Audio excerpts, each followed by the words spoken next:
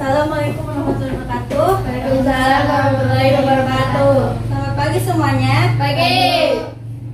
Apa kabar semuanya? Baik. Baik ya, alhamdulillah baik. Sebelum kita memulai pada pagi hari ini, kita berdoa dulu ya kepada ketua kelas. Disilakan. Duduk siap. Berdoa dimulai. Berdoa selesai. Memberi salam. Assalamualaikum warahmatullahi wabarakatuh. Waalaikumsalam warahmatullahi wabarakatuh. Baik, Ibu akan mengecek kehadiran kalian terlebih dahulu ya. Daniel Fitriasani Hadir. Nur Afifa Hadir. Saura Abana Hadir. Jasmine Nur Salsabila. Sakit. Sakit ya, kenapa sakit? Sakit. Oke, baik, kita doakan ya semoga Jasmine cepat sehat, oke? Amin. Amin, amin ya rabbal alamin. Baik, ada yang masih ingat pelajaran minggu lalu? Ada yang masih ingat? Saya Oke, Dania. puisi rakyat. Ya, baik. Ada yang bisa menjelaskan? Saya Bu. Ya, baik. Puisi rakyat adalah puisi yang sudah ada di Indonesia sejak kesejahteraan Melayu lama. Oke, baik. Puisi rakyat itu adalah tadi ya yang sudah dijelaskan oleh saudari Ipa ya, bahwa puisi rakyat itu adalah puisi yang sudah ada di Indonesia sejak pada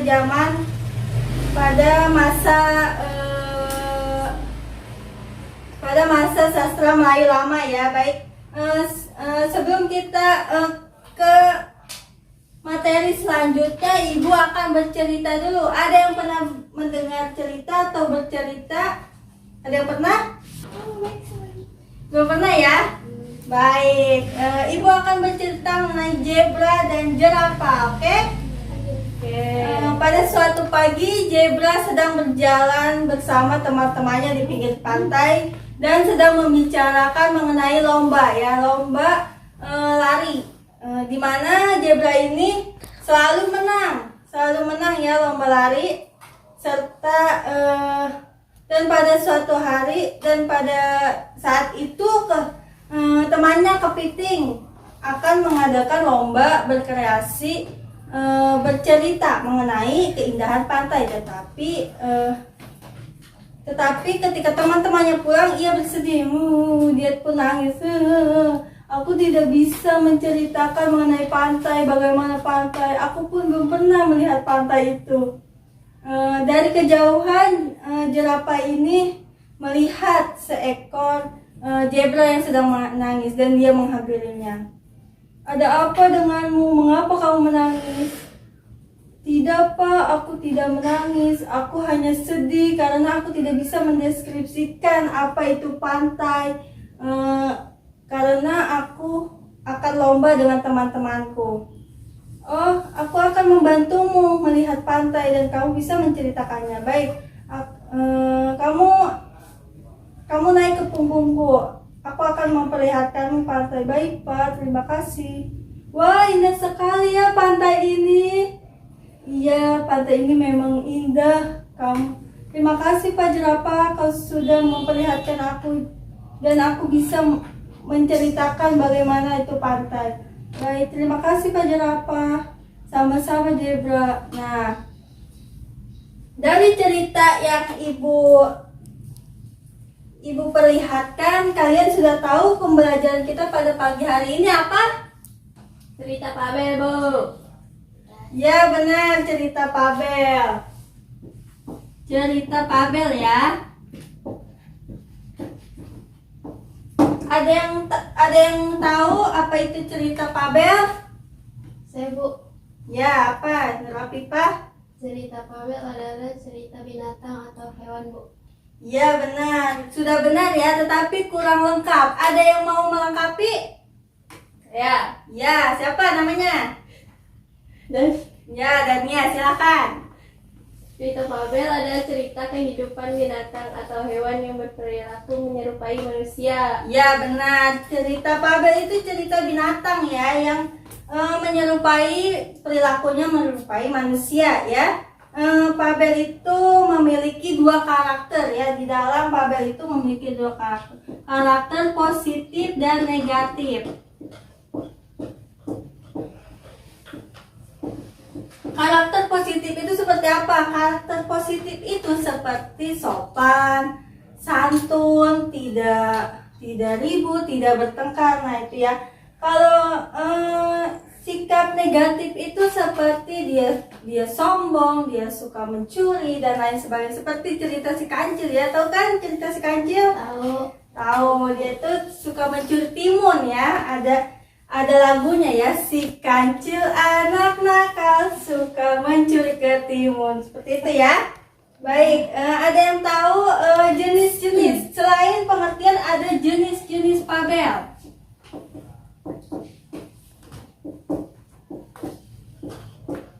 Ada yang tahu jenis-jenis Fabel itu apa saja dan ada berapa? Saya. Ya, baik Dania, apa saja? Ada 2. Ya, betul. Yaitu Fabel tradisional dan Fabel modern. Oke, baik. Ada 2 ya. Fabel tradisional dan modern. Modern ya. Ada yang bisa menjelaskan tradisional dan modern seperti apa? Saya, Bu. Ya, baik Nur Afifah. Apa itu? Fabel tradisional yaitu fabel yang memiliki ciri cerita yang sangat pendek. Temanya sederhana dan isinya berupa petua atau nasihat. Oke, terus? Fabel modern yaitu fabel yang memiliki ciri isi cerita pendek, dapat juga panjang, memiliki tema yang rumit dan tokohnya memiliki karakter. Ya, baik, betul sekali. Tradisional itu tadi ya.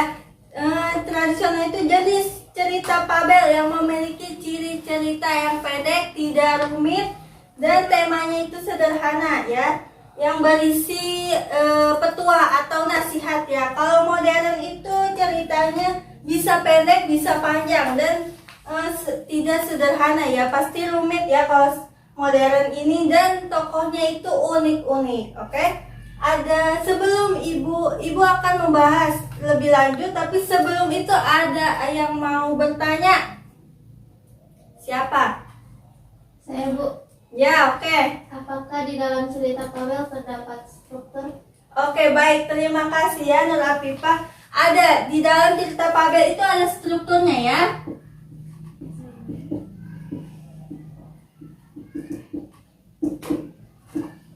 Struktur cerita fabel itu ada 4 ya. Yang pertama ada orientasi. Orientasi itu adalah pendahuluan cerita, seperti pengenalan tokoh atau di mana cerita itu diceritakan. Yang kedua itu ada komplikasi ya. Komplikasi itu adalah permulaan suatu permasalahan atau konflik pada tokoh-tokoh. Yang ketiga adalah resolusi ya. Resolusi itu adalah solusi atas suatu permasalahan atau tokoh-tokoh. Ya, yang keempat itu ada koda. Koda itu adalah akhir sebuah cerita dan di situ terkandung pesan moral ya. Ya.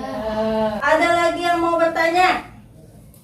Saya. Oke, siapa kamu?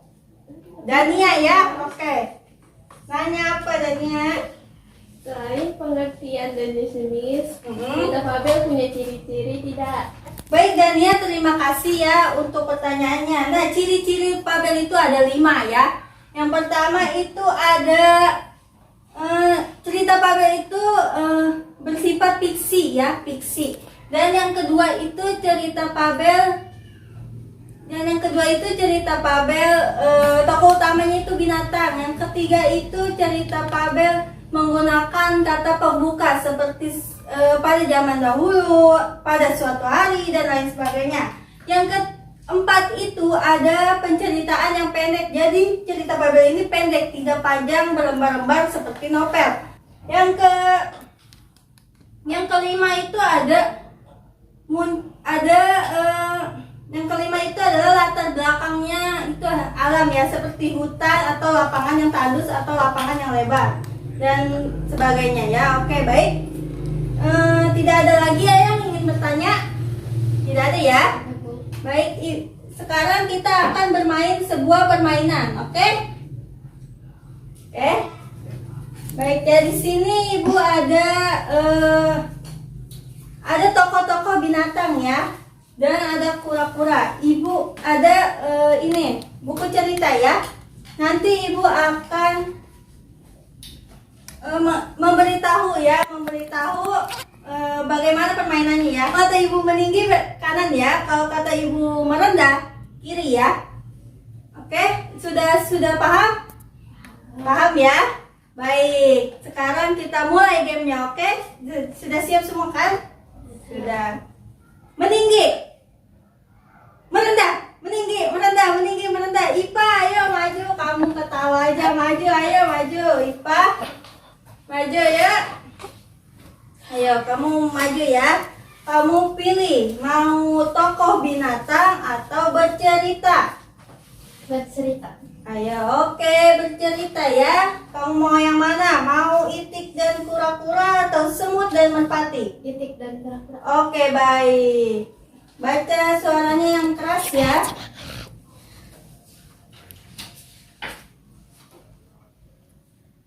Selalu saling membantu satu sama lain, hidup rukun, berdampingan, dan tidak pernah sekalipun bertengkar. Pada suatu hari bertepatan dengan musim kemarau yang panjang, kami kura-kura. Kami berdua pamit karena akan meninggalkan tempat ini dan pindah ke yang lebih baik. Engkau tentu tahu air di kolam ini sudah hampir habis. Kami bisa mati kehausan, kata Itik. Sungguhnya air merupakan kebutuhan utama dalam kehidupanku. Tidak seperti kalian bisa hidup di mana saja. Aku ini ibarat kapal yang takkan berangkat tanpa air. Maka bawalah aku pergi bersama kalian, kata si kura-kura. Itik pun merasa iba mendengar permintaan sahabatnya. Baiklah, kami siap membawamu, kata mereka berdua. Tapi bagaimana caranya? Tanya si kura-kura. Para Itik pun berpikir bagaimana agar bisa membawa kura-kura. Mereka pun menemukan ide. Kami akan membawa sebatang kayu. Lalu gigitlah bagian tengah kayu itu agar kamu bisa menggantung dan terbang bersama kami. Tapi ingat, jika kau mendengar suara yang meneriakimu, janganlah kau jawab. Jelas para Itik. Baiklah, sahut kura-kura senang. Setelah persiapan matang, maka siaplah mereka untuk terbang. Kura-kura megang kayu tersebut erat-erat dengan giginya. Sepasang Itik tadi masing-masing menahan kedua ujung kayu itu dengan mulutnya dan terbang naik ke atas awan. Alangkah senang hati kura-kura melihat pemandangan yang begitu indah dari udara. Dalam hati kura-kura berkata, andai aku bisa terus terbang dan melihat indahnya dunia, pasti akan sangat menyenangkan sekali. Belum jauh perjalanan mereka, ada seekor burung gagak terbang. Dilihatnya, wow, alangkah mengagumkan, ada kura-kura dibuat terbang 2 Itik. Kamu pasti raja kura-kura, kata si gagak takjub. Tanpa sadar, si kura-kura membuka mulutnya berniat untuk menjawab si gagak. Saat itu juga lepaslah si kura gigi-giginya jatuh ke tanah dan mati. Begitulah nasib malang si kura-kura yang tidak mau mendengarkan nasihat. Oke, baik. Terima kasih Rafifa. Berikan tepuk tangannya kepada Rafifa. Ya. Nah, mulai lagi ya permainannya. Ya, Bu. Oke, baik. Tadi apa kata Ibu? Kalau bilang meninggi, belok kanan ya. Kalau bilang merendah, ke kiri. Oke? Udah paham ya? Nanti 1, 2, 3. Meninggi. Merendah, meninggi, merendah, meninggi, merendah, meninggi, merendah, meninggi, merendah. Nah, Saulnya ayo jangan ketawa aja, kamu maju ya. Saulnya mau pilih yang mana? Mau tokoh binatang atau bercerita? Bercerita. Ya, bercerita semua ya, tidak ada yang mau tokoh binatang. Oke, baik. Mau yang mana? Semut dan merpati. Oke, baik. Baca yang keras ya. Ibu akan mendengarkan. Suatu hari seekor semut sedang berjalan di pinggir danau. Tiba-tiba terpeleset dan jatuh ke dalam danau. Kebetulan seekor burung merpati lewat di atas danau dan Melihat kejadian itu, merpati tersebut merasa kasihan dan ingin menolong. Ia memetik sebuah daun kecil dan melemparkan ke danau dekat semut tersebut. Si semut meraih daun tersebut dan ke atasnya, lalu ia pun selamat berkat merpati. Terima kasih merpati dan baik, kelak aku akan membalas kebaikanmu. Ya. Ujar semut. Ya, tidak apa-apa, sudah kewajibanku untuk menolong, jawab sang merpati. Lalu ia pergi entah kemana. Mereka tak pernah bertemu kembali sampai suatu hari semut melihat merpati sedang kesulitan. Ia hendak ditangkap oleh manusia. Aku harus melakukan sesuatu. Ujar semut dengan berani. Ia menghampiri manusia dan menggigit kakinya sampai ia kesakitan.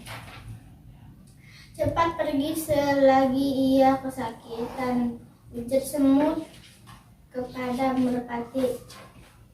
Terima kasih banyak semut, jawab merpati sambil melepaskan diri dari jaring manusia tersebut. Si semut merasa lega telah membalas kebaikannya sang merpati. Jika kita berbuat baik, maka kita akan menuai hasilnya. Oke, baik. Terima kasih ya Saura. Berikan tepuk tangan yang meriah. Oke, selesai ya permainan kita pada pagi hari ini. Sebelum Ibu menutup pembelajaran pada pagi hari ini, Ibu akan bertanya ya, bertanya kembali kepada kalian. Apa itu cerita Fabel? Ayo, siapa yang mau jawab? Saya, Bu. Oke, baik. Nur Afifa jawab. Cerita Fabel adalah cerita kehidupan binatang atau hewan yang berperilaku menyerupai manusia. Ya. Apa itu jenis-jenis Fabel? Siapa yang mau jawab? Jenis-jenis Fabel. Jenis-jenis Fabel itu ada dua. Yang pertama tradisional, kedua modern. Ya, betul. Dan apa itu ciri-ciri yang terdapat di dalam cerita Fabel? Siapa yang mau jawab? Saya, Bu. Oke, baik. 1. Teks Fabel bersifat fiksi. 2. Tokoh utamanya binatang atau hewan yang berperilaku seperti manusia. 3. Kata pembuka yang sering digunakan, contohnya pada zaman dahulu. 4. Penceritaan yang pendek. 5. Menggunakan latar belakang alam. Oke, baik. Di dalam cerita Fabel itu ada struktur ya. Apa saja struktur cerita Fabel itu? Ayo, siapa yang mau jawab? Saya.